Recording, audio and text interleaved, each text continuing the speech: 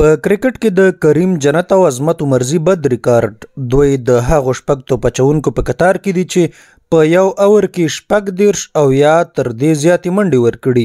د کرکټ درنو څارونکو ستړي مشئ. د نړیوالو شل اوریزو سیالیو په تاریخ کې تر اوسه 15 توپ اچوونکو په یو اور کې تر شپږ دېرشو منډې ورکړي چې دوه افغان لوبغاړي کریم جنت او عظمت عمرزي هم په دې بد ریکارډ کې شامل دي. په دې کې د واناتو لوبغاړي نالین نیپوکو تر ټولو بد ریکارډ لري چې یو اور کې 39 منډې ورکړي دي. په نوموړي روان 2024 کال کې د ساموا لوبغاړي داریوس ویسر له لوري شپږیزې ووهل شوې او هم یې 3 نو بالونه وکړل.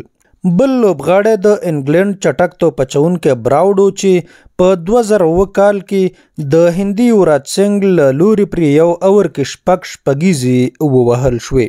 په یو اور کې د یوراج سنگ د شپږیزو ریکارډ بیا له 14 کلن ځنډ وروسته په 2021 کال کې ویسټ انډیزي کرن پولارډ مات کړ او نوموړي د سریلانکا په اکیلا دننجایا یو اور کې شپږیزې ووهلې او 14 منډې ترې واخیستې.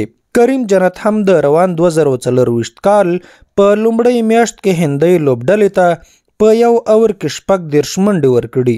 له نوموړي دغه منډې روهیت شرما او رینکو سنگ په شریکه اخیستې چې روهیت پرې 2 شپږیزې یوه څلوریزه ووهله، یو نوبال او یوه ترې سنګل واخیسته او د اور وروستي 3 توپونه یې رینکو سنگ شپږیزې کړل.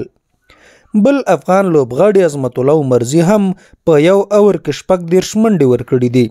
نوموړي په روان 2024 کال شپږمه میاشت کې د ویسټ انډیز لوبډلې سره د لوبې په یو اور کې چې نیکولاس پورن ورته ولاړو 3 شپږیزې او 4 څلوریزې پرې ووهل شوې.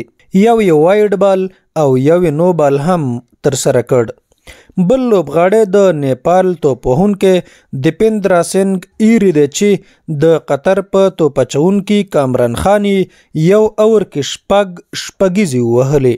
نوموړي دغه کارنامه د روان 2024 کال 4مې میاشتې په 14مه نیټه په الامارات لوبغالي کې ثبت کړه. د لیګونو په سیالیو کې یو بل افغان لوبغاړی عبدالله مزاري هم دغه بد ریکارډ لري چې حضرت الله زازي په یو اور کې پرې شپږیزې وهلې دي.